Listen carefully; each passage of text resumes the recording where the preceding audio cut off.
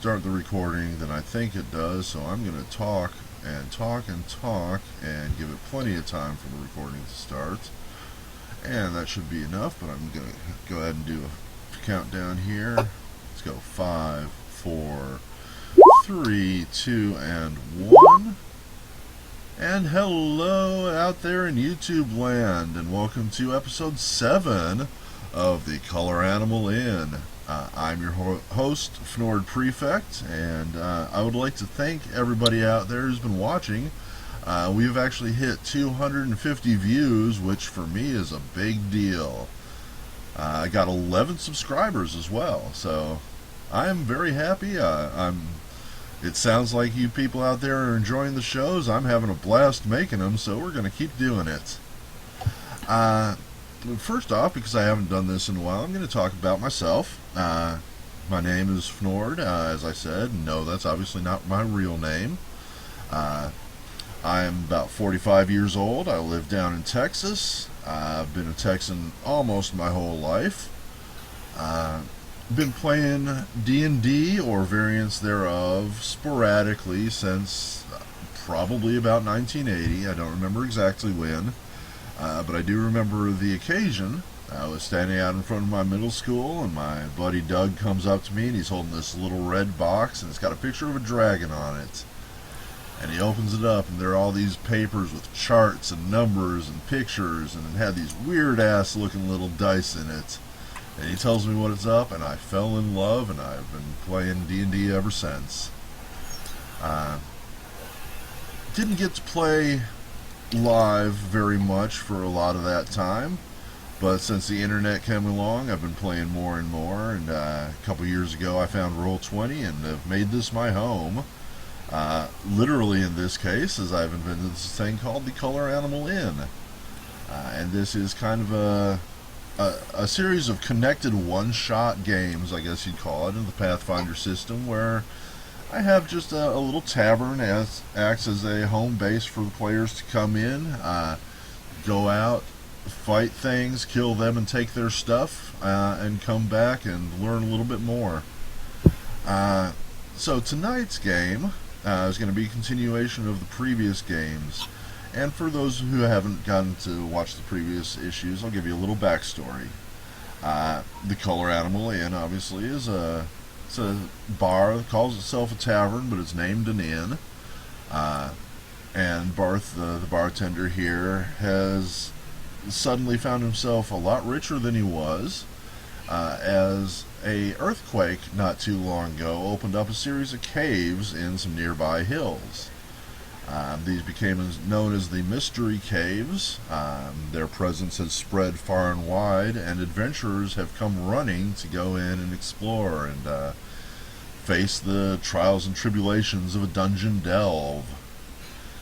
As such, as the renown became greater, the various merchants of the town have shown up and have set up booths outside the Color Animal Inn with their wares. Tonight's episode is going to star a couple people who have been with us before and several new players. As far as the backstory goes, it is up to you. You can be from this town if you want. You can be a traveling adventurer. You may or may not know the other players you're playing with tonight. That is also up to you. And the group will have gathered tonight in the inn proper. Let me ping over here so everyone can see that. And I'm going to go through and let each player and their characters talk a little bit, maybe describe their own character or their experience with D&D, and then we'll get into the actual nitty-gritty of the game. So, not first on my list, but volunteering to go first is Phineas, or Nick. Nick, tell us a little bit about yourself and / or your character. Oh, hello everyone there in YouTube land. Back playing a different character, as always. Playing Phineas O'Shale. He's going to be a dwarven fighter. He's come to this town looking for gold, gems, anything he can get his hand on. His tiny little dwarf hands on for some money. And He hears there's goblins and orcs, and I don't know if anyone ever plays dwarves, but they hate them, and he's going to do that for free. He's going to kill every last one he can find. Very nice. Next up, we're going back into list order. Decaf, you're a new player with us. Tell us a little bit about yourself. Well, hi. I'm 19 years old. I'm from Colorado, not up by the mountains, though. I'm out on the plains. Mm-hmm. This is my second game of D&D ever, and the last one was a year ago, so I'm a little out of practice. Well, But don't worry, we'll try to make it easy for you. Yep. Well, I'm playing a halfling. She's basically Harriet Tubman. She travels everywhere. She really likes making sure that no one's being oppressed. Very good. Next in my list, we've got QWERTY. QWERTY, if it's quiet enough there to do so, please tell us about yourself. I'm 19, living in Montana right now. I'm going to be moving soon. My experience with tabletop RPGs is next to nothing. I've only done like 3 or 4 micro games in high school, which lasted at most like 45 minutes. Well, we'll try to make it easy for you. Yeah, thanks. One of the first games I played was Flying a Zombie Jesus. And the DM decided to give me some magic powders, and there were some cows nearby. So I decided to use the magic powder on the cows, lift them up, and just drop them on Zombie Jesus. Apparently I rolled a natural 20. Oh, wow. And took out like half his health. That was fun. Another game, I was playing like a halfling assassin. Being chased by the other character, we get locked in an earthquake causes the other player and I to get trapped in a cave. So we decide to work together. He shoots me off his crossbow while I'm dual wielding, and we both get natural 20s, and I end up decapitating like 5 werewolves. And then soon afterwards, we find a metal chest. He throws me in the chest, locks it. He gets swarmed by a bunch of intelligent slimes. The place gets set on fire, and I just burn away inside the metal chest. Oh, ouch. Yeah. Not a pleasant way to go. No. In another game, I had him eat like a shiny blue marble. Apparently it was a water elemental, and my character ended up exploding all over the place. Wow. You sound like you have a tendency to meet some gruesome deaths. I'll see what I can do to arrange one of those for you tonight. As long as the deaths are entertaining, I don't mind. So tell us about your character tonight. It sounds like you got somebody interesting. Newman is a gnome slayer. He grew up in a super dense forest at the bottom of a canyon. And due to his ancestry, where everyone grew up there, he can naturally see in the dark very well. Very protective of nature, so he hates anything abnormal, like zombies, slimes, things like that. Cool. And the very weird thing about him is he's obsessed with hair and fur, to the point where he'll just stop what he's doing if he's close enough and just like try and pet the hair. Please don't touch me. But if he can manage to stay focused, I'm sure he'll be a very helpful asset. All right. Next up, we have a returning player for his second time with us, I believe. This is Zipok. And speaking of furry things, he has a pet lion with him called Plushie. Tell us about yourself there, Zipok.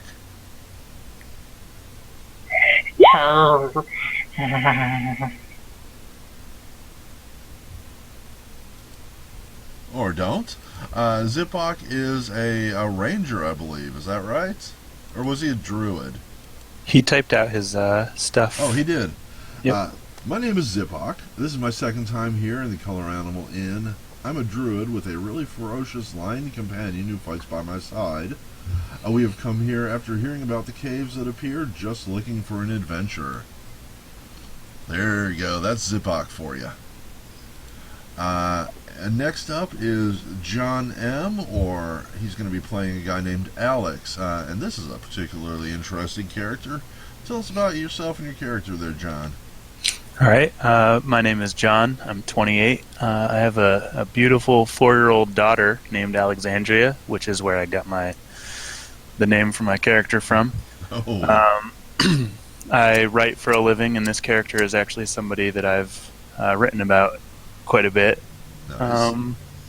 This is it's a summoner class character.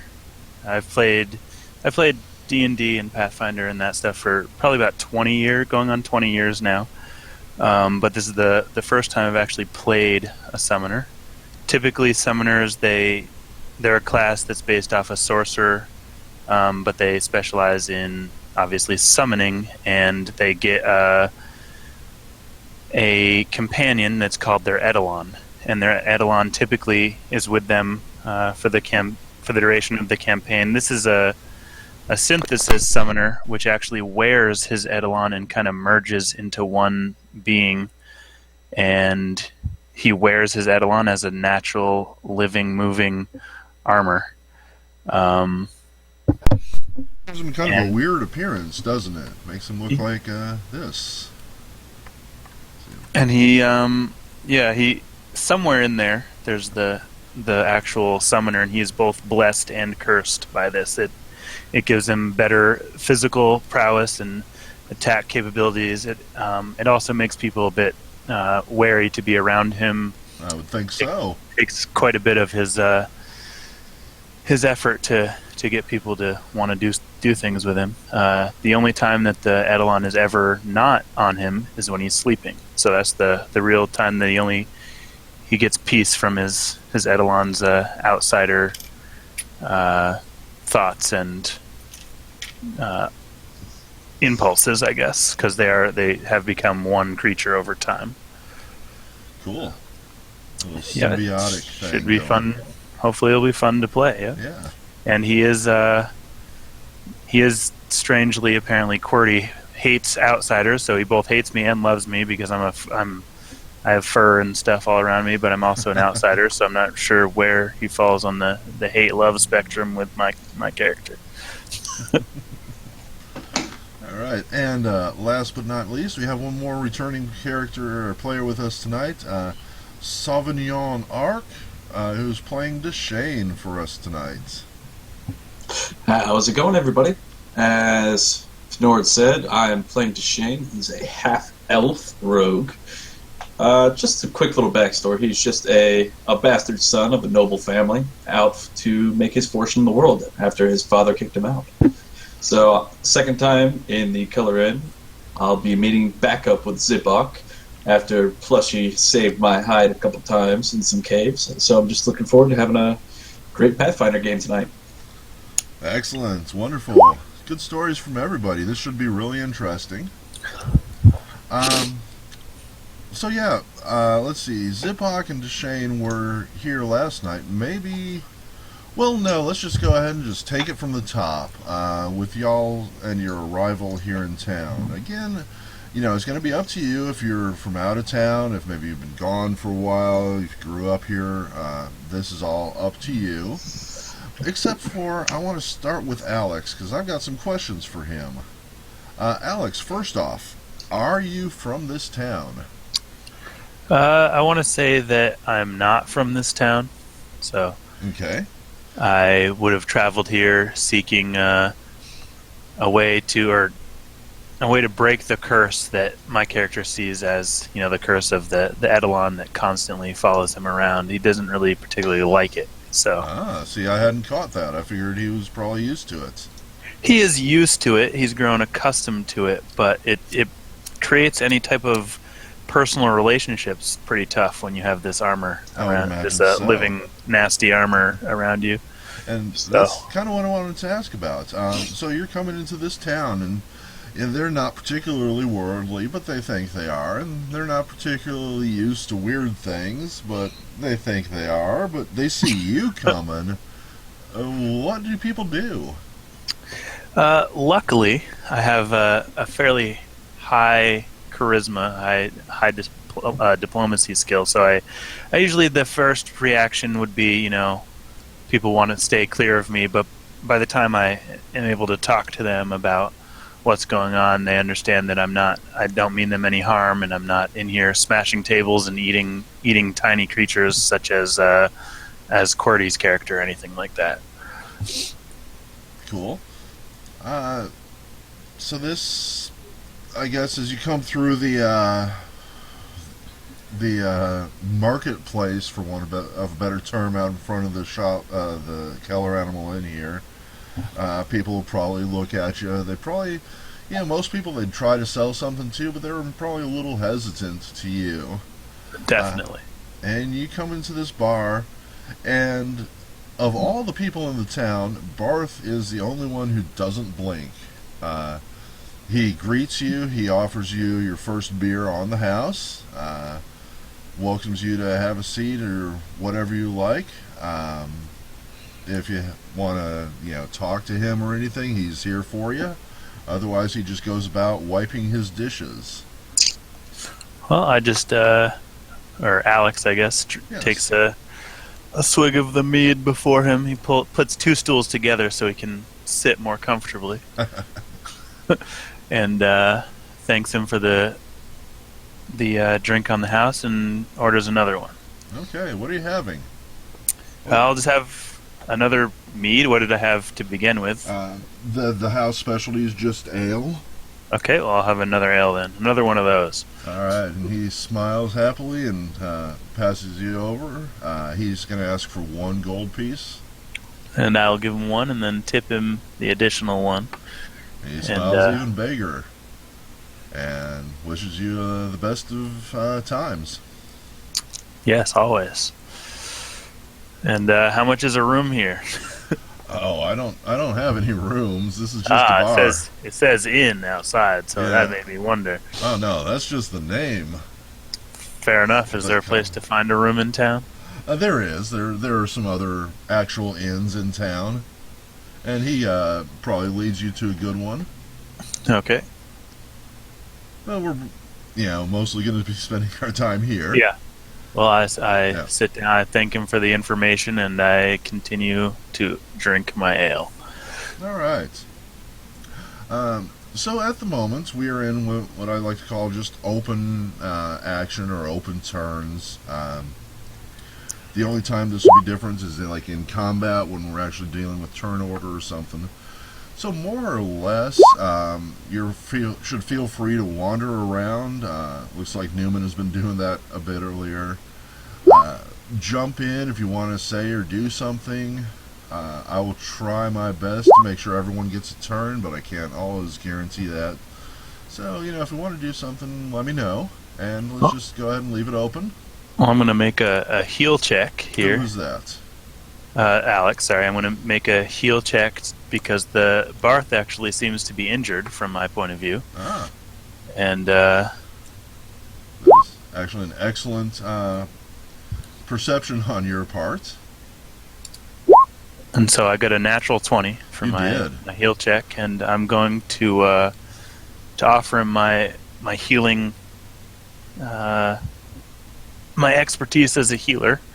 And if you would like it, he seems to be less than optimal health right now. He shows you a wound on his left upper arm. And he explains that he cut himself on an old barrel. Oh no! It looks to be healing fine. He doesn't think anything of it. He just sort of wraps it back up and thanks you for your concern. Well, I do have capabilities as a healer. If you'd like me to take a look at that and mend it for you, and kind of expedite the healing process. Yeah, okay, let's see. I'm saying that Barth, despite your appearance, he didn't even mind. But he is a little hesitant to let you poke at his wound, and you don't even need a sense motive to tell it's because of your appearance. Okay. And he's like, no, thank you very much. I'm fine. It's healing up fine. I got some ointments from the healer. All right. One other thing, I would like you to, whenever you're making a roll like that, to do it from the character sheet. Oh, okay. It's I'm not sorry. a big deal, but sometimes, like, see, in this case, you would know how well you can heal, but if you're doing something else, like sneaking or something, it would whisper me the results, so you wouldn't know. Ah, okay. Just kind of a thing I like to have as a DM. So, let's pass for a moment and give everybody an opportunity to say specifically what's going on here. Wilhelmina, it looks like you're sitting at a table here. Have you already gotten yourself a drink?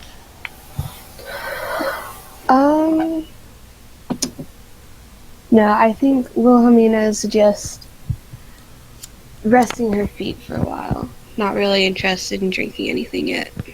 Okay. Is she new to this town? Yeah. She's traveled pretty far. Okay. You notice that the marketplace outside, you know, as you're walking through, people are trying to sell you stuff, and for just like what looks like a little thrown together marketplace, it looks pretty well stocked. You do notice that it has, you know, everything there. There seems to be a little activity here in the tavern, but nothing too special. You have heard about the mystery caves, and you're wondering who here might know something about those. Anything else you'd like to do at this point? I'm just gonna look around and take in the view. Cool. Look at people. Next up is Newman. Gordy, what are you up to? I'm checking the patterns that alive and I didn't catch any of that. petting the lion. Oh, you're petting the lion. Ah, yes, you are. You're petting Zipok's lion. So, Zipok, how are you and Plushy responding to that?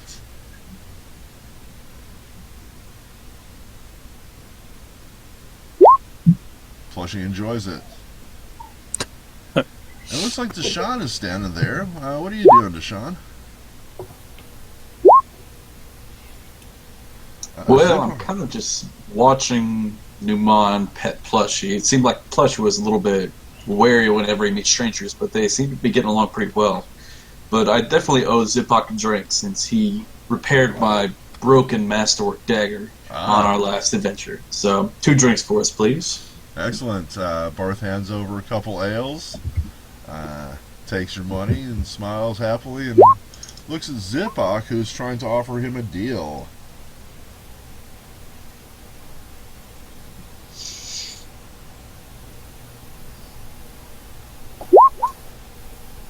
So look, Barth, I got this on my last adventure, he says.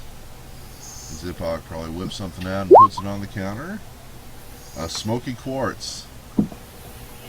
And Barth looks at it and smiles. Oh, now that's a shiny gem, isn't it? I wouldn't know about it being magical, though, but it sure is shiny.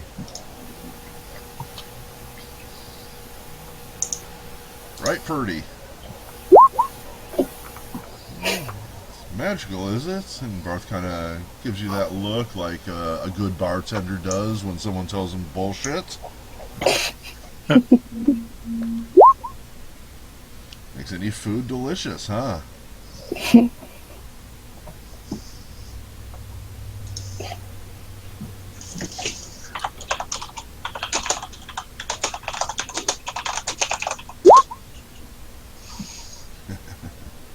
Barth seems to be waiting for the punchline.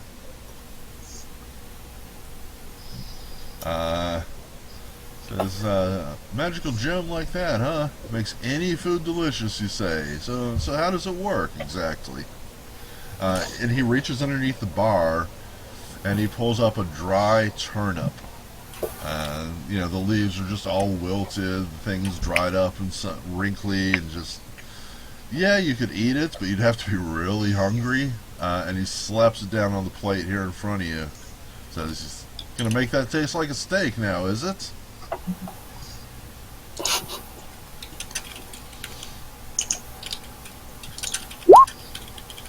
Yes, says Zipok.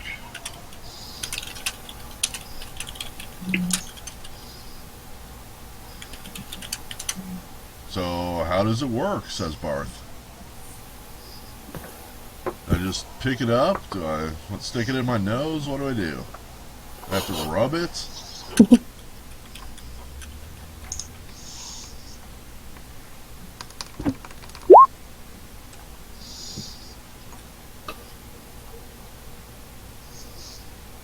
Zipok obviously is just thinking. It's like, Barth waits patiently.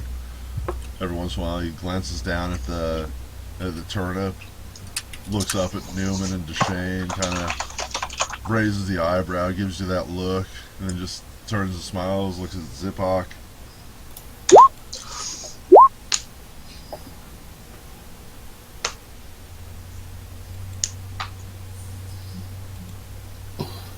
You know what? We'll have to try another day. It seems the magical creature that lives within the gem is sleeping. Barth says, "Oh, okay, well, another day, perhaps. Perhaps." Then he grabs a turnip and sticks it back under the counter. And John, I have heard you, and I will take a look at that when I get the chance. And I think Nick, Phineas is someone I have not talked to. Phineas, what are you doing? Looks like you're down in the corner here. I am. Phineas is going to order a beer. Cool. First one's on the house, my friend. He remembers you. You've been in here before. Or no, you're different. No. You're a different Phineas. Are you new? Different. Yep, totally new. Just walked into town. My apologies. You look very familiar, sir. First drinks on the house, and he slides you a beer. What can I do for you? My name's Barth. This is the Color Animal Inn. I heard you got a cave here. I'm looking to clear it out, get whatever gold's left in there, kill any goblins that may, or orcs, that filthy beasts that may inhabit it. He nods and smiles. Yeah, been a lot of that going around. Get a group of adventurers in here pretty near every night doing that. Wait around, won't be too long before the guide shows up. He'll take you out there for a modest fee of just a couple gold pieces, I believe it is. So you can buy equipment for adventuring right outside. Myself, I pretty much serve just beer. So Phineas at that, he's going to guzzle down the beer and leave the foam like on his beard. He goes, "You got anything stronger than mother's milk?" And he smiles. "Well, my dwarven friend," and he nudges this little monk next to him, who goes off and pulls up a fresh keg of fine dwarven ale. Now, I have to have this stuff specially imported, and these days it's getting a little expensive to do that, but if you're a dwarf that likes his ale, like all other dwarves I ever met, this here's some of the best. Yeah, you don't say. And how much would a mug of that be? I give you one of these for a nice down-home price of about 3 gold pieces a glass. Phineas puts down 9 gold. 3 glasses, yes sir, coming right up, sir. And the monk taps it and hands him the glasses, and boom, boom, boom, there you go. 3 mugs of good dwarven ale. Phineas is going to down the first one, and then take his time with the other 2. But it's been a long time since he's had good dwarven ale. This actually is good dwarven ale. This tastes like, your uncle's ale that he made in the basement. This is quality stuff. And so Phineas, that's all Phineas is going to do for now. He's going to enjoy his ale. Well, Deshane sidles on down the bar and says, "Hey, Barth, what happened to your arm? Notice you got a little cut there. Got another problem that we need to help you out with?" Barth smiles and just waves dismissively. "Nah, not at all, man. I just bumped into an old barrel. You know how it is. Just a little wound. Nothing to worry about it. I got it taken care of." Alright, I'm going to go ahead and use a perception check to see if he's lying or not. Excellent. You could also use sense motive. throwing a whisper at you.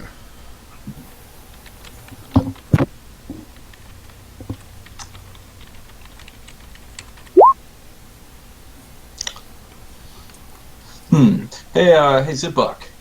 Why don't you join me over here in the corner? I got something I want to throw at you.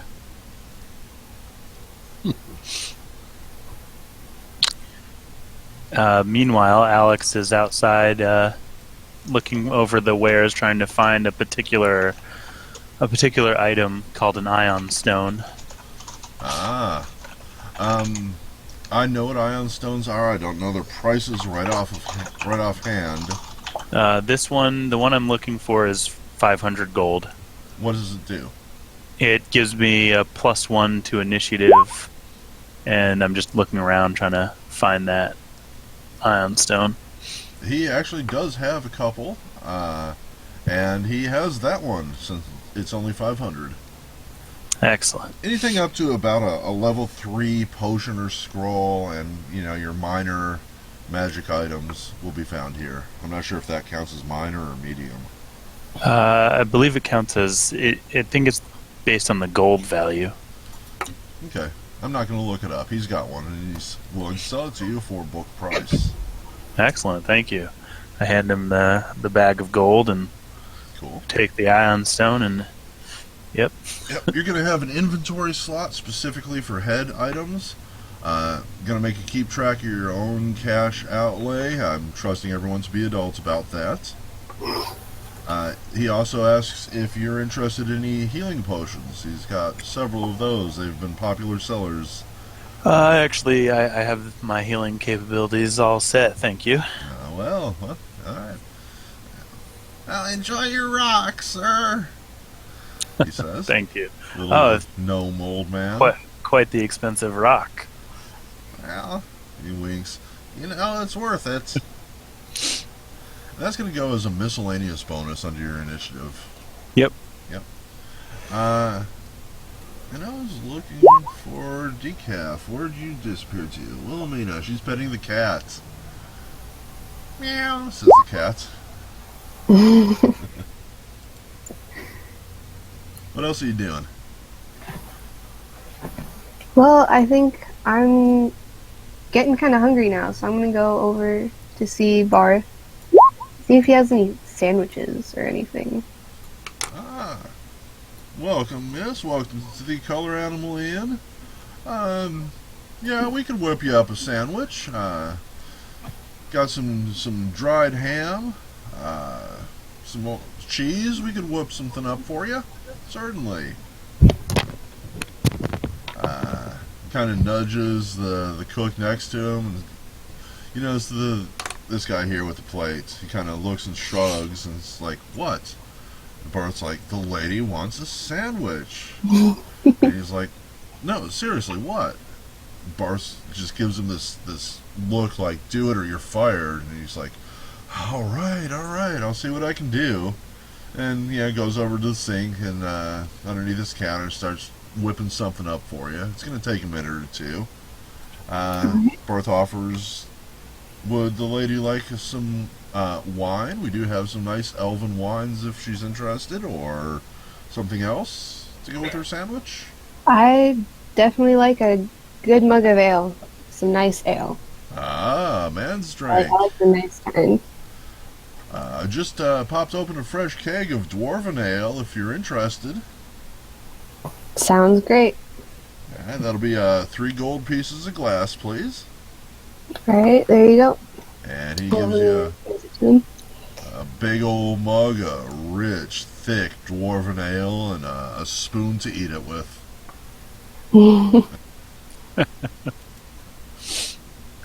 After a minute, the other guy comes back. He gives you a plate with a sandwich on it. Somehow he managed to find some Doritos as well. Nice. The sandwich isn't bad. It's a little dry. Could use a little more mayo. The meats are kind of dried out. The bread is a little on the crusty side, but certainly edible. And he's going to ask 1 gold piece for the sandwich. Alright, well, I thank him because it's been a long travel, and anything freshly made works for me, and I pay him.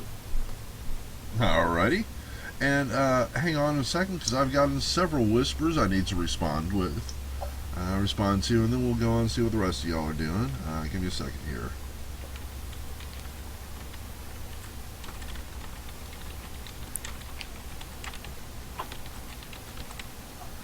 And one more.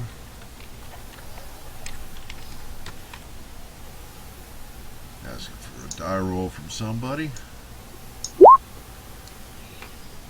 That's good. Very good. Little double roll there, but even the lesser of the two is good.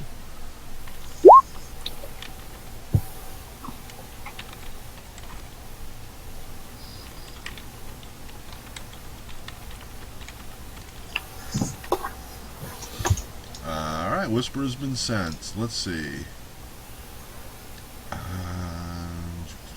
Newman, what are you doing? Basically just looking around, seeing who all the other people are. Cool. Nick? Looking the Eidolon skin out of curiosity.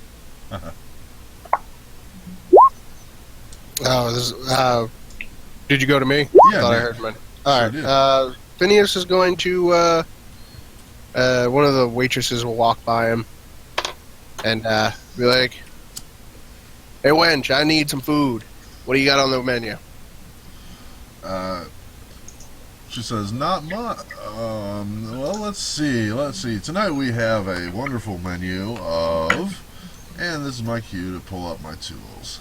I have random generators, and let's see if this one's going to work for me. Does it have a menu?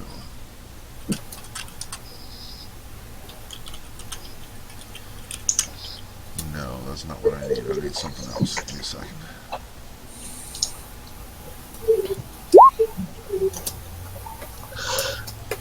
There it is.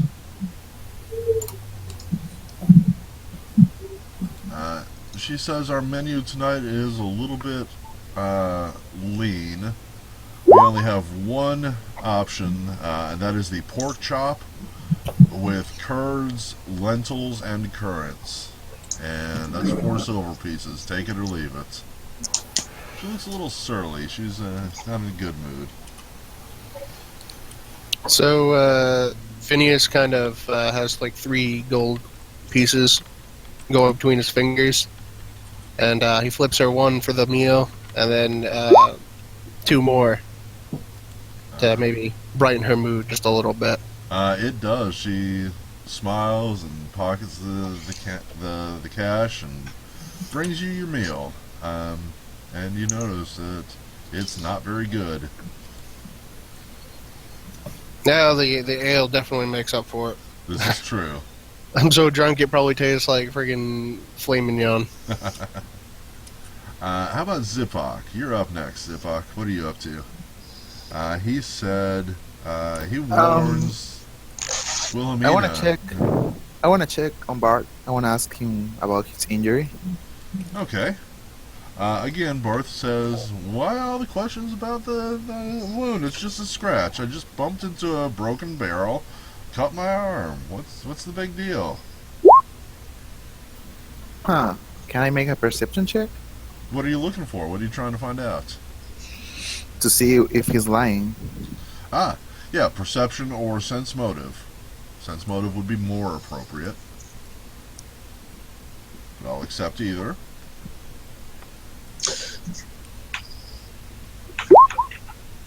I make a perception because I don't really have sense motive. Cool. He looks a little embarrassed about having injured himself in such a silly way. And that's why he's trying to play it down. I mean, who cuts himself on a barrel, really? So he looks just he's embarrassed about doing something so stupid and just trying to play it down. Okay. Let's see. Alex, you weird looking freak. What are you up to? Alex is eyeing the food, but is just coming off of a 3-day fast that he's not completely done with yet. So he's wishing he could eat, but is trying hard not to. Okay. And he will go up, Alex will go up to Barth and ask about any work that he's looking to make some money. He ran out of cash somewhat recently, within the past 10 minutes or so, and is looking to make more. Well, Barth says your best chance at striking it rich is to take a delve into the mystery caves. Folks have been coming out of there with a whole lot of pretty shiny things. Of course, some ain't been coming back at all. I do like shiny things. So, can you tell me how to get to these caves that you speak of, or am I just supposed to wander out in there and find them? Well, I ain't never been there myself. Looks like some of the other patrons here have. But your best way is to wait for the tour guide to show up. He's usually around about every night about this time, and he takes parties out there and brings back anyone who survives. So he charges you 2 gold pieces for it, but it seems like a good deal to me. I wouldn't know how to get there otherwise. All right, sounds good. I'll. What did you say this tour guide's name is? You know, he doesn't have a name. What does he look like? How will I know this tour guide when he enters? Barth just laughs. You'll know when he gets here. Would I be able to do a knowledge nature check and survival check to try and follow, like, the tracks that people have gone towards the caves? You could. If you do decide to do that, it's going to be a fairly long process. But that is definitely a way to get yourself or the group to there. Or you can just wait. The guide will be along before too long. And I know you're somewhat new, QWERTY, but typically just so you know, for future reference, typically survival checks are what you do to do tracks. That's right. Right. I would also accept perception. I would even accept things like knowledge geography or knowledge local. There are always more than one way to solve any given problem. Okay. So let's just open it up to everybody at once. Let's decide where we're going from here. What do we want to do? Do we want to go out, do some shopping before we go? Do we just want to wait for the guide to show up? Do we want to strike out on our own?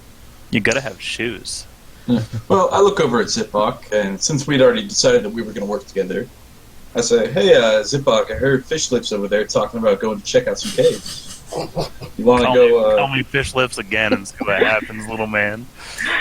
Oh, don't be like that. It's all in good fun. We're all just adventurers out looking to see if we can make a coin or two. So why don't we all head outside, gear up, and we'll see what kind of adventures we have. I'm just in it for the hair and fur. Just the 3 of us, or have you got anything else in here that looks like they might be of use? Barth, you heard anybody else talk about wanting to go check out some caves? About if they're what? If they want to go check out an adventure, caves, forests, Barth smiles dungeons and and he mysteries. points at each of the player characters. And Decaf, I think you were trying to say something just a minute ago. No? No, I don't think so. Maybe it was QWERTY's background or something. That's probably. Alright, so, yeah. He kind of points at each of you and says, y'all would make a good group, I think. I am gonna make a perception check to wait for a moment when Barth has his back turned to me or is not paying attention to me. Alright. And what are you going to do, whoever this is? This is Alex, sorry. Gotcha. Beautiful. You found yourself a nice wide opening, and you are able to perceive what you want to know. I'm actually just taking that time to cast Cure Light Wounds on him. Oh, really? Oh. Yes. Okay. So if but he's not gonna. He's gonna know it happened, but he's not gonna necessarily. True, but know he who gets did it. a saving throw for will, a will saving throw against it, and if he succeeds, he still heals half. Right, but that's only if he wants. He can tell it's coming and throw that will save. and take full Right. healing, right? He can take He can take full if he knows it's, and he can tell that it's harmless, and he can take full. But if he decides to like go against it, he'll still heal half. So it depends. Cool. No, he actually is going to take it. I'm going to make a perception roll for him. He does not appear to have noticed. You notice he looks up. You can see him kind of looking around out of the corner of his eyes, and you see the corner of his mouth curl up in a little smile. He's like, "Ah, thanks, whoever that was." But he's wise enough to know that whoever it was wanted to be anonymous. I think he will actually notice, because I just read it and I have to touch him. So Well, I give me reach a sleight out of and hand roll, I regardless. reach out and touch his arm, I guess, when he's not looking. Give me a sleight of hand roll again from the sheet, because you're not going to Yeah. know. Can I roll a perception check against that to see if I notice? You absolutely can. Everyone can. Got it. Got the perception at least. Got the sleight of hand. No, another perception. Yeah, this is not gonna. I have to drag. There you go. Click your token, then click on the sheet. Yeah. Oh, it says Oh, I have to select my token. Okay. Yep. Always click your token first. Got it. Everybody's been watching you, and especially when you reach out with presumably clawed, nasty-looking, scary hand and touch their bartender. I actually notice. can reach out. The summoner inside can kind of like part the armor and reach out with his kind of human hands or that's half elf better, hands. So, is it? yeah, I guess. So the No, that would creature freak me out even more, the dude. creature kind of parts, and a half elf hand reaches out and brushes his arm, and then he heals up. You know what? I'm going to have to say, because that is so freaky, that Barth actually he's going to notice that. There's no way he's not. And he is actually you can see a visible shudder go down his spine while he lets it happen. And he kind of grits his teeth and says, "Thank you, sir." And he was actually hurt more than that. So how much healing do you do? It's 1d8 plus my caster level, which is 2. Okay. That you're going to have to roll manually. Okay. Although there are ways to put it in the sheet if you wanted to. I get the feeling I you're will the kind of after guy this, but who likes to roll manually when possible. Well, that's fine too. A lot of people are like that. Wow, very nice. Good healing roll. So there you go. You notice he's healed quite a bit. He's still looking a little weak, but he's looking okay. Despite the fact he's gritting his teeth, he is actually smiling as well. But there you go. The Shane notices his little armor parting trick, looks over and says, "Ah, nice trick, tall, dark, and scaly. Let's go get some armor now."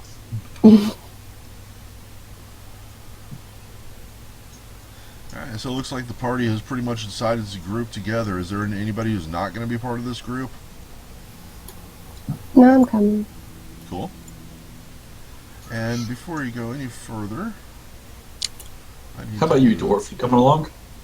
We need somebody uglier than Fish Lips over there. You come a little closer, and I can help you. I can help you with that. I'm a beautiful fish-looking creature with over a 20 charisma, so I'm beautiful in my hometown.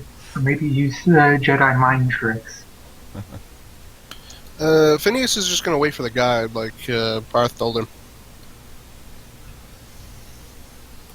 as you go out the door, you notice there's a man coming in. It looks like this. And you'll see him on your maps right there, right in front of you. Do you let him pass? He is obviously trying to get past you and get into the tavern as quickly as he can. I want to help him in. Seabook asks what happened to him. I got things to sell. The others can take care of it. So he comes up short, startled as he sees Alex, and kind of, I don't want any part of this. Wilhelmina is going to reach out and like help him in. Mhm. So he looks at you, looks at Alex, looks at you, smiles, and leans on your shoulder. He accepts your help and He moves. seems to be hurt, does he? He is. He's badly injured. How badly injured? We'll do a heal check, I suppose. Yeah, I have to add more of these tokens to the character sheet, but it'll take me a minute. You can also drag and drop any button down into your macro bar at the bottom. I have been doing that, but I just haven't for all my skills yet. So Gotcha. I put the ones into token actions that I thought most people would use most often, because this is all, it's a copy of a character sheet. But anything else, you're once you get used to the system. All right, what is the worst possible thing that could happen to a person, Alex? The worst possible thing? That would injure him like this. Are you saying I got high on my roll? Roll. You're going to tell the story here. I mean, I'm not sure what the worst possible thing that would happen, but... What would your character think would be like something really horrible? Mauled by wildlife. That's what happens to this guy. He looks like he's been eaten by a bear, shit out, eaten again, and now he's trying to get into the tavern. I'm glad I just sat down with some pizza. What kind of marks do they look like? They look like a natural weapon. He's got stab marks and slash marks and bite marks all over him. Okay. Well, did they look like they were made by weapons, or did they look like they were made by You think that it looks like he was eaten by a bear. Okay, well, this man was eaten by a bear, a pretty large bear. So, and he was then pooped out and then eaten again, which is kind of gross. He's leaning on Wilhelmina and he's like, "Please, I must talk to Barth. Get me inside." Well, I'm gonna. I would also, I think, with the heal check with a higher one, be able to tell like kind of roughly his percentage of hit points. So. Yes, you can. In fact, I don't know. Do I have this guy set up right? I don't think I do. I think you'll get a bunch of errors if you try to examine him. Okay. But the green bar should be visible for everybody on him. If it's not, I did something wrong. Okay, but I'd say he's down to about 25%. Yeah. So he does, but he does seem to be able. I can see that. That's what I was wondering. Yes. So I'll do the another heal on him, just to get him up a little bit. All right. He is not going to let you touch him. He is traumatized. You are not helping looking the way you are. You're going to have to make a ranged or a melee touch attack against him. He's not set up for this because I was not expecting someone to attack him.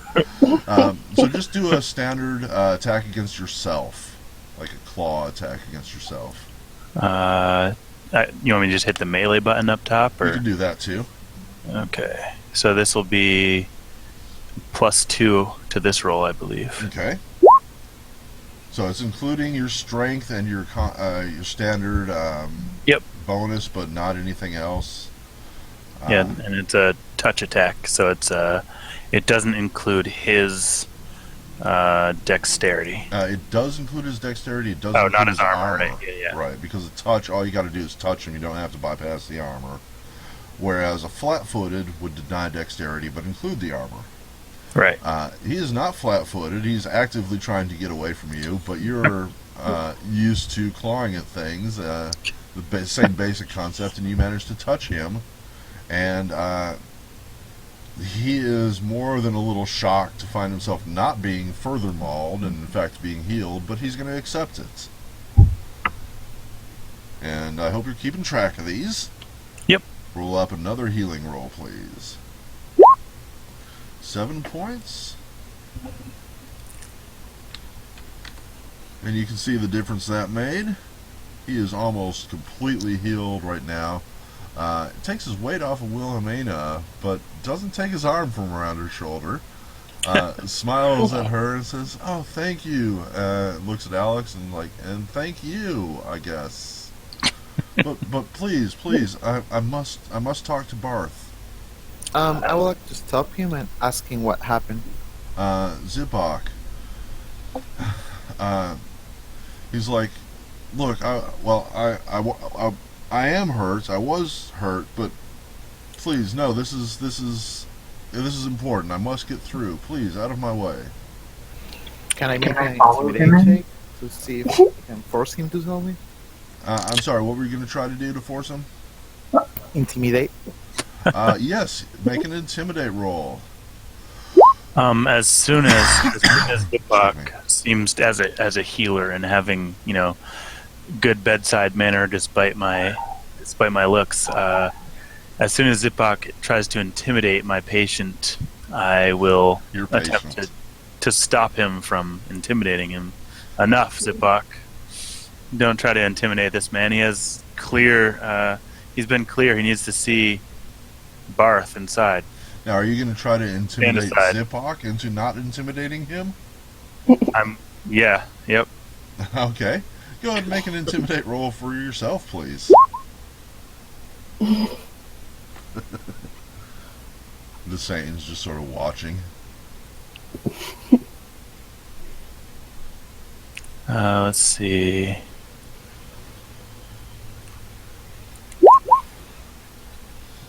Intimidate's one you can make even without training.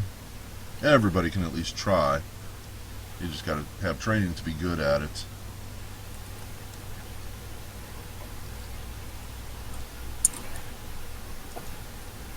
You want me to do it for you? I'm just trying to drag the thing so I can actually select my guy, but let's see. Select him and press. There you go. Nice. So, Zipok, Alex is actually making a good attempt at trying to stop you, but it's up to you whether you accept it or not. No, I'll intimidate the guy into telling me what happened. And you try to, but he is not impressed at all, and he pushes past you, reluctantly letting go of Wilhelmina, and starts moving towards the front door. Can I follow him? Yeah, you can certainly follow him. As soon as he enters the follow him so door, he doesn't know me. Know me. Follow him. as soon as he enters the door, I'll stand there to make sure Zipok doesn't try to intimidate this injured man further. That's not very nice. Yes, and if you want to try to hide, make a stealth roll. That should be one of your token actions. You believe you are unseen. Let's pause this for just a moment. Wilhelmina, you're right up there with him. Are you helping him still? Sure. I'm gonna follow him. I want to find out his story. Find out his story? Hear if there's any trouble that I can help with. Cool. I will come back to y'all with that. Okay, I'm trying to keep a keen eye on Zipok, who seems to not only be intimidating this injured man, but also stalking him. Gotcha. And, Deshane, you were looking at swords, it looks like. I'm looking at some swords, looking at some daggers, seeing if there's anything magical going on over here that I didn't see last time. I mean, I've got a couple items that I'd like to sell as well. Okay. What would you like to sell? I have a masterwork chainmail, a masterwork leather breastplate, and a full plate armor that's also masterwork. Wow. A lot of masterwork stuff. And magical. I should have you down as having gotten prices on those. Should be in the 300 each range, I believe. I believe the first two were 300. The full plate armor was worth at least 5,000. It's a +1 as well. Ah, okay. So yeah, whatever prices I gave you, that's what you get. Okay, excellent. I'd like to do I'm sorry. That's to buy. You get half of that to sell. half of it. Yeah, Okay. I'm so sorry. Can I make a bluff or appraisal? See if I can get a little bit more out of it. I would accept either one. Yes. I will go ahead and bluff. Okay. And how are you going to bluff? What are you going to say? I'm going to say that all these are super rare magical items that Zipok and I gathered from our last time destroying the source of the undead in one of the caverns nearby. Now, I know that nobody else could go in there and wipe out that undead infestation, so you know how good these items are. He's like, these are these like antiques like y'all have been bringing out? Guy actually looks rather excited at this. Well, of course, can't you tell? They're at least first century, and they're in such great condition you'll fetch a very pretty penny for them. You're right, these are great. I'll buy them all. He offers you 60% instead of 50. How about 65, shopkeeper? 60's as high as he's going to go. You know what, shopkeeper? If you give me a discount on what I buy from you, I'll sell it to you for 60. He'll give you a 10% discount as well. That's a deal. You made a good roll. What are you buying? I'd like to see what kind of daggers, short swords, and then I'll buy 7 potions as well. Okay, the potion's a different guy, but the potions are 50 gold pieces each. Okay. He has as many as you need. And, Okay. you know, short swords, anything like a +1 even would be available here. At book prices minus 10%. Alright, so... You'll find this under magical items. Magical items. And then, like, there'll be a weapons section. You can see how that works. Oh, okay. So while you're looking over that, let's go back inside. Wilhelmina, you were talking to this injured man. What are you gonna ask him? Well, I think I'll just ask him if he would permit me to listen when he tells his story to Barth. About whatever happened to him. What is your charisma score? Let me see.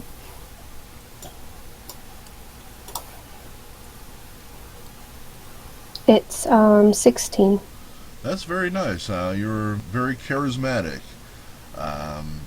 And, you know, like all young men, this young man is smitten by your beauty. And as long as, you know, you let him have his arm around your shoulder, he is willing to let you stay there. He smiles and he starts talking up a story. And you can do a sense motive on this if you want to tell, you know, how truthful he's being. And actually, he's got too many hit points. I just noticed that. Let's fix that.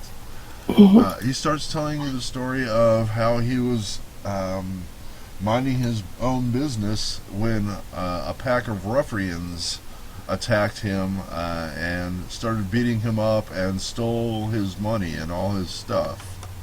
But I got a good punch in. One of them I hit right in the jaw and he went right down, but there were just too many. But please, I need to tell Barth about this. And he walks forward with you. Do I happen to hear all of it since I did the stealth check? He is not being at all quiet or anything. He doesn't appear to have noticed you, Newman. Wilhelmina, you believe that he's exaggerating a little bit. He probably didn't get any good shots in, but the bandit story is certainly true. Okay. And I'm sorry, who else? I sent you a PM. You did. Let me see. Right, you did. And yes, you appear, as far as you can tell, he doesn't seem to be noticing you. I also did a sense motive. You did. Yeah. He seems like this guy was a pretty good fighter, but there were just too many of them. They managed to knock him down. And he doesn't have his, you know, his coin purse or any weapon. You don't know where the bandages came from. But he's obviously, you know, he looks like he's been robbed. And Barth notices him come in, and the injured man starts by storming up to Barth, but Barth kind of waves him down and says, "Come over here, shush, be quiet," and waves him over to the corner here. And he angrily talks to Barth. Says, "Look, Barth, this has gone on too far. This has gone way too far. This has gone on far too long. Whatever it is I'm trying to say. You know what I mean. I've been hit. I've been hurt. I've probably got a head wound. But this is just gone too far. We can't keep it quiet anymore. We have to take this to the authorities. And Barth, y'all are adventurers. You know what to look for. You're on your toes. You notice that he looks at his wound while this happens. His own wound is like the injured guy's probably taking his bandages off because he's been healed. And Barth kind of looks at this crowd of people. Actually, Newman is actually hiding and or like blending into the crowd, but Zipak and Alex and Wilhelmina are just sitting there with their eyes open, their mouths open, obviously listening in. And he kind of gives y'all a look. It's like, are you sure you want to be hearing this? I'm half on the border, so to signify I'm heavy. I'll walk up to Bart and I will say, okay, so I know something's going on. Maybe you can tell us, and maybe we'll be able to help. Alex interjects and says, as if to finish his sentence, for the right price, of course. Well, Mina, do you want to add anything? I'll just say, if you've got a problem, I want to help. Not for any price. Listen, Wilhelmina, or lady, because you haven't introduced yourself to me completely yet. I do things for a price. We can't just be going out there. I don't have any money on me. I need food. I need to feed my children. I need to pay for healing. You need money. Money makes the world turn, and you can't just expect everything to happen for free. You're not going to survive in this life, you naive girl. Can I try that's certainly your choice. Can I try throwing you a loaf of bread at Alex? I look at Barth and say, I'll take her share then. When you say the word food, you get this injured man's attention, and he pounds on the bar and says, "Food, Barth, there you go. That's what I'm talking about. That right there. I don't see why you're putting up with this when you don't have any food to sell." And Barth looks just ashamed, but you can see that kind of this look. Like he did sell us food a little bit ago. Maybe he just doesn't like you. He did. Well, it wasn't very quality. It seemed kind of old. Like maybe the trade routes are crowded. Yeah. It's a good thing I'm fasting because this food is not adequate for my palate. Yeah, I've been foreshadowing this for the past couple games. Anybody who asked about the food would find out that he's really running on low rations. He's been literally serving whatever he can find, which is nothing. And you're about to find out, because he's going to tell you, that he's been doing this because he has been blacklisted. Listen, Barth, I have a deal for you. I'll do my best to remove the blacklist from your name, but you've got to pay me sufficiently, or at least offer me some sort of reward that is suitable for this. And I have confidence in my skills to. Well, I want to find out. To do that for you. I want to find out more about this situation before I get involved. Why are you blacklisted? I don't need to know why. I just need to know the price. So he and the injured man started explaining to you, what's going on. And because I am not very good at voices and such, I'm just going to say there is a group of bandits who have been moving in and have been increasingly attacking and preying on travelers. Normally these kind of highwaymen would, hit a town like this and pass on. Bandits, you say? Bandits. That sounds exceptionally dangerous. But because of the high traffic and the large number of adventurers either coming in or going back home with large amounts of cash, have been making out. They've been making out like bandits here, and have started even robbing the general population, of which this guy is one. How do bandits make out? They usually start with a little petting, kind of Ah, over the okay. shoulders, and then Gotcha, gotcha. yeah. I'll talk to you later. Um,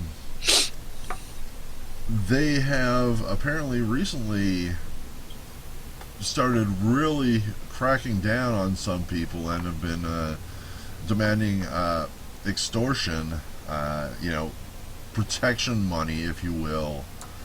Barth refused to pay, and as a result, these bandits have been pushing the farmers, the bakers, the grocers not to sell him food. Well, listen, Barth. This sounds like a very severe problem. I did roll the diplomacy check earlier. Yeah, I got it. Okay. It. I'm watching. And do you want me to roll another one? Or? No, that covers it.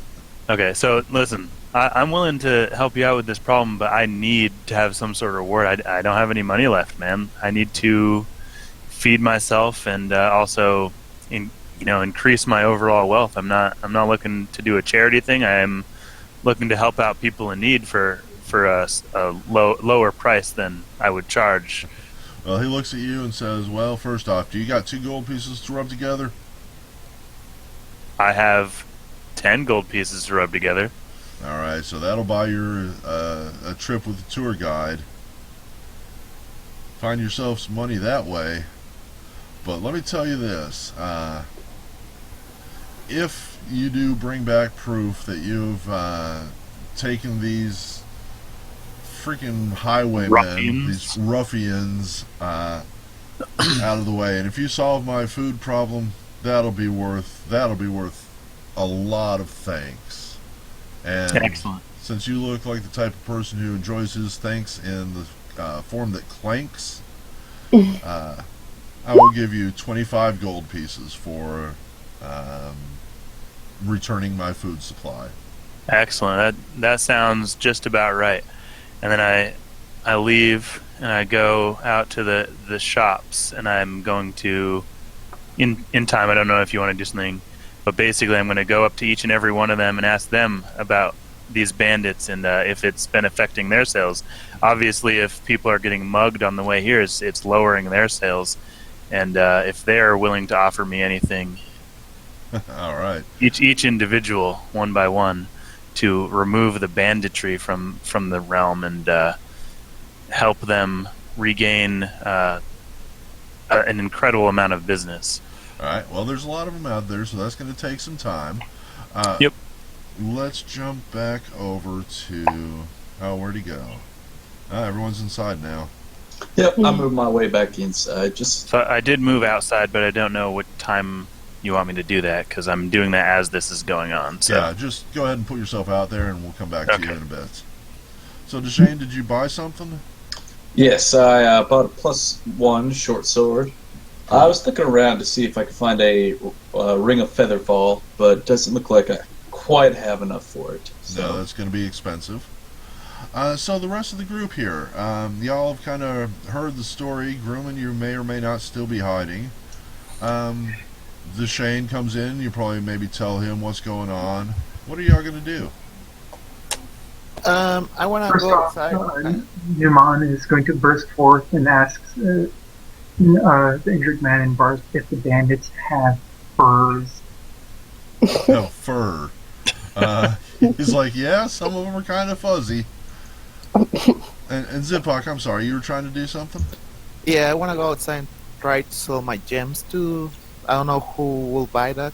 This guy here, the magic dealer, he'll buy the gems too. Okay, so you told me the price, and it's half that, right?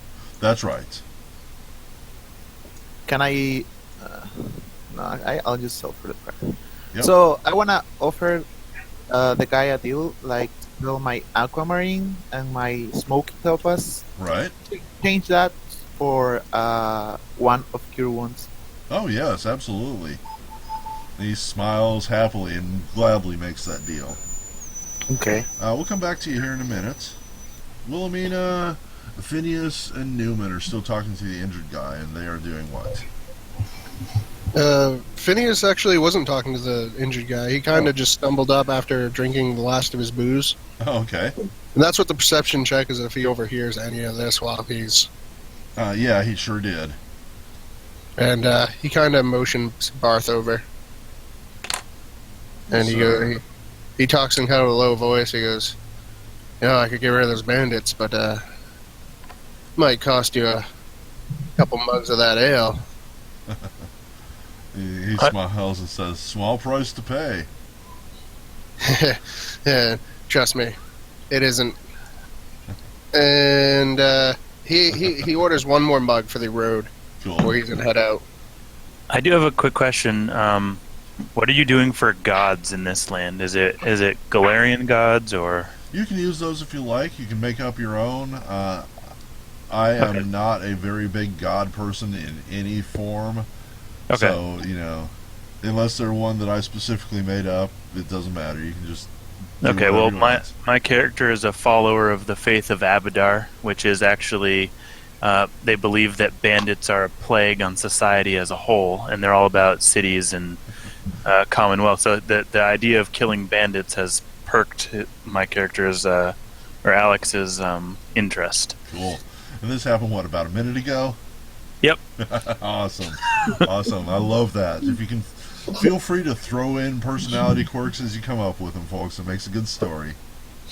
I mean, no, what are you... I've been a follower of Abadar forever. Right, of course. Born. I mean, yeah. He grew up that way. Yeah. The only reason your mom didn't speak up earlier is because he kind of likes to just hear everything first and want everyone to have their word. Speak their minds, and then he kind of just picks his way through. Okay. That's why he asked if the bandits have any furs, like pelts. Oh, okay. Oh, I thought you were going to touch them, because that was... Now, 'cause some of the bandits are kind of fuzzy, but...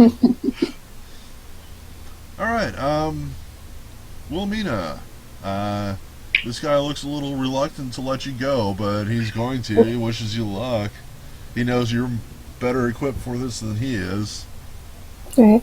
Wilhelmina leans sort of towards Barth and she says, "Well, I don't really need a reward. I'm pretty well stocked, but I know the value of a friendly face and a smile after a long road trip. So she promises that if she runs into any bandits, she'll give them a good whooping." He looks very pleased to hear that. And you actually see like a very distinct look of relief in his eyes. Like he feels like this weight's actually finally going to be lifted from him. And he's been paying, he's been struggling to make ends meet with these bandits and not having any food to work with. They never affected his ale though, which is just food. So walking through, I'm not even going to make any rolls for it, but everybody you talk to out here has their own story of having been affected by these bandits. The magic people probably got away a little lighter than anybody else, but everybody has at least had to deal with them on the road. Okay, well, each individual one that I go talk to, I'm going to ask for, say, what is it worth to you to have all your customers returned to you? Because I have to do this. I'm trying to make money here, and I'm willing to do it for a fair price. But obviously, you're selling wares, you're selling goods, and that's what you sell. And I personally sell this as a service. Just as you sell your goods, I'm trying to sell mine. We've got to make a living here as one businessman to another, right? You sell a can of whoop ass. Yeah. Every single one of them agrees with you. You would be doing them a favor. They are more than glad to pay for it. However, they are not the one who makes that decision on their own. They're going to have to talk to the other merchants before they can make a decision like that. Okay. And you never Of figure course, out... of course. That's of course that's acceptable. Yeah. But I trust that will be worth what it's worth, and that I'll bring back this bandit's head as proof. Now, would you prefer a head or a heart? Some of them look like ew. Some of them say head, definitely, or heart, definitely. I'll bring back both, just to make sure. A few of them ask you to bring him back alive. Oh. Alive? With his head and heart. Gotcha. Yeah, still working even. In that case, do you have a net that you would be willing to loan me for this, maybe Yes. in a sack, a potato sack of some sort? You can buy a net from this lady down here. Her name I'm is Annette. asking her to, her name's Lynette. Annette.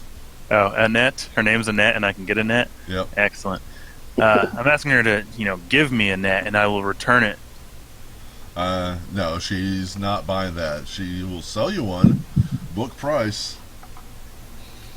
What about the potato sack? The potato sack, you can probably get one from one of these farmers over here. Yes, I would like a person-sized potato sack. There you go. Free of charge. We don't have any potatoes to put into it anyway. That's true. I'll bring back meat, if you catch my drift. Bandit flavored meat. You'll hear a bell ringing from somewhere, coming from the northwest. And What ho, a foe? No, kill him. No, he clearly has the nameplate guide. He is not a bandit. And this young man, dressed all in like pouches and bags and sacks and knapsacks and backpacks. In one hand, he's holding a torch and a bell and a sign, all in one hand. And he's like waving and calling and yelling. In the other hand, tour guide, tours to the mystery caves, only 2 gold. I'm not sure we want to. Torches. I'm not sure we want to go to the mystery caves, though. That's the thing. We want to. Mr. God, sir? Do you know where these bandits are coming from, or have any idea where they originate from? He looks at you just in shock. Bandits? Oh, no, sir. No, there are no bandits in this town. Except for the mystery cave, this town is pleasant and safe. Clearly, you are ill-informed, sir. Or maybe you are a bandit, and you just have a different perception of these hooligans. He's like, oh, no, sir. I'm just a tour guide, just a humble tour guide. I got maps to the mystery cave, and I can guarantee you a safe trip there, and I can guarantee you a safe trip back, but I can't guarantee you a safe trip into the caves. Well, we did just promise these people that we would rid the bandits. What do you folks think? Caves or bandits? Your mom's up for the bandits because he heard that they have pelts. Yes, we do need to rid the world of these bandits that you have no knowledge of. So I think your services are not needed. Get out of here. All right. He walks past you. He kind of looks at each of you as he goes. Maybe you'll I join will him. stop him and ask him if he has something for sale. He does. He just told us that what he has for sale. Yeah, he What do you has. mean? Obviously, he's got his torches. He's got his ropes. He's got his, everything you need. But as is color animal in tradition, he has other things as well. And if you will hold on for just a moment, we will find out what they are. Let's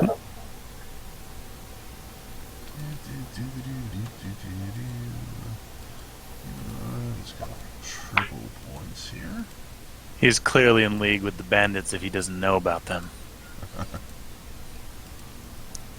Where would he get all these wares from if not the good people of whatever town this is? He picks them off the bodies of the dead adventurers. He You didn't say he wouldn't. bastard. We do the same thing. Listen, we do the same thing, but we would do it better. for a better cause. Zipak, since you're the one who reminded me of this, I need you to make some rolls for me. You ready? Yeah.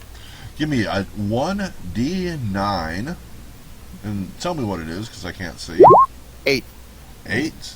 Got it? Yes. I would like 2d16.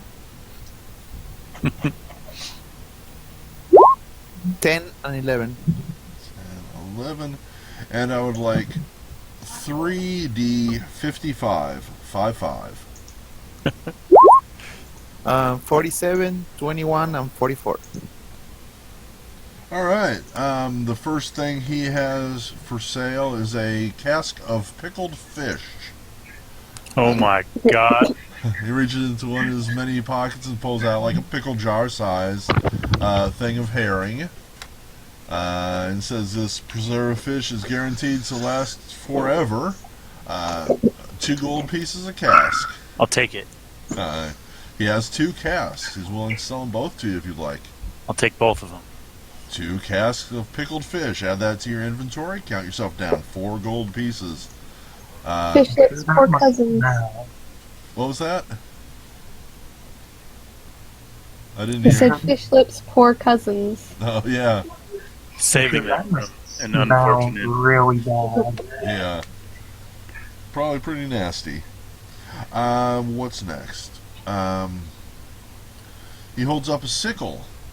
Just a standard handheld harvesting type sickle. Not much of a weapon, but it's certainly could be used to fight off your enemies. Sell this for 1 gold piece. Anybody interested?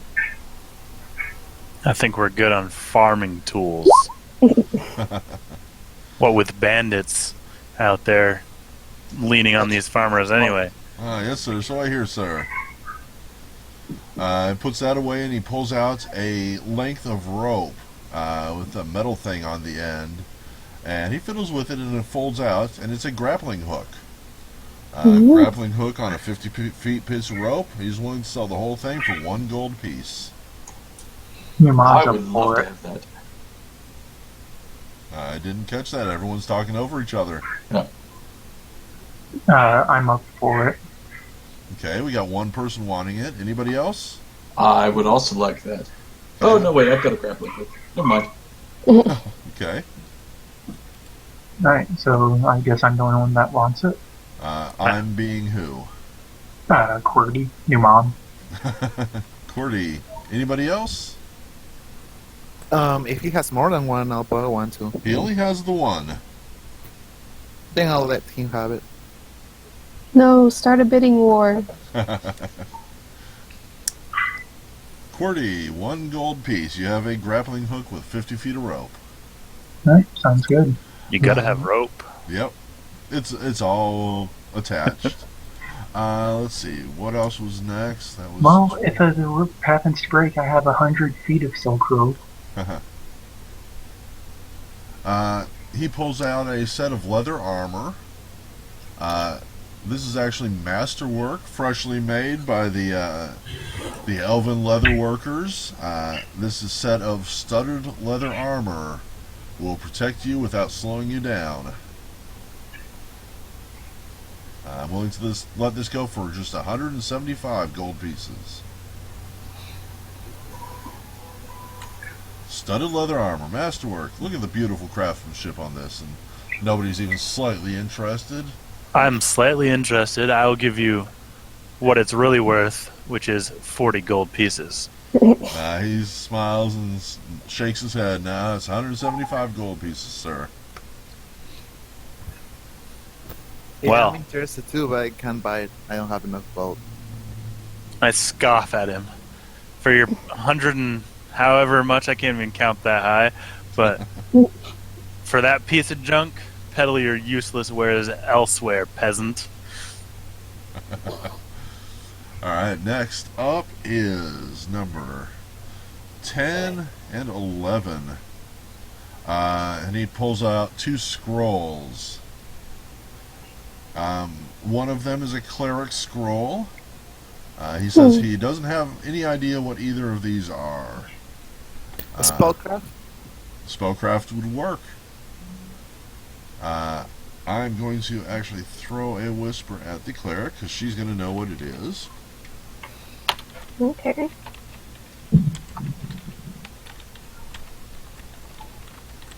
Huh. So can I say to him that I'll identify them for him if he pays me 10 gold? You're gonna fight him? Why would he pay you to fight him? No, I said I'll identify them for him if he pays me 10 gold. Oh, identify them. Ah. Yeah, that's definitely an option. The local identifier charges 100. And let me see. Let me look at my notes here. I have not gotten a spellcraft check from anybody. There's one. Whispers being sent.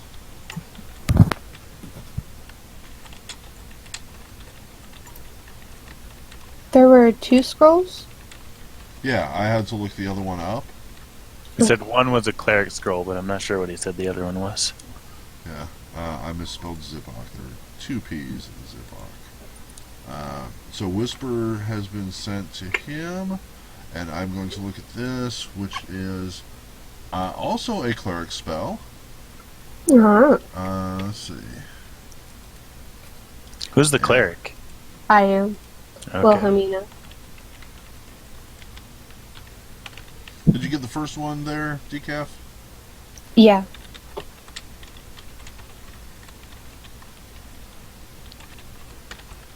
Let me make sure I'm telling you the right thing. Hang on just a second.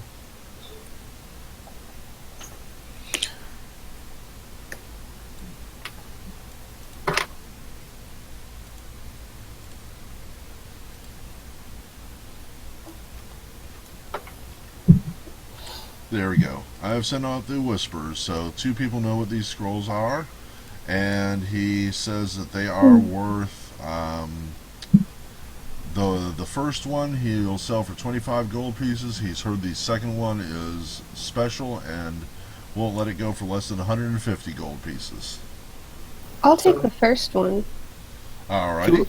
Will he pay me the 10 gold for identifying them? You mean you're trying to get the merchant to pay you that? Yeah. Oh, yeah, he will. Go ahead and give yourself 20 gold pieces. You've earned it. Okay. He's going to identify both of them, and he's going to sell the Detect Undead scroll to Wilhelmina for 25 gold pieces. He holds up the other one and says this is worth 160 gold pieces. And it is Instrument of Agony. This is a level 2 cleric spell that causes a weapon to exude a palpable aura of divine fury. While wielding this weapon, the creature gains a +2 morale bonus on intimidate checks. You can also use it to nauseate somebody when you're attacking them. It's pretty cool. People are nauseated enough when they're attacking me. Yeah. Cool. So, is anybody interested in buying that? 150 gold? 160 gold? Nope. Nope. Nah. Alright, so, looks like Nick's gone BRB, and that sounds like a good idea. I could use a refill on my beverage, and I think I'm going to get me some Cheetos. So let's take about a 5-minute bathroom break, and then decide how we're going to track down these bandits.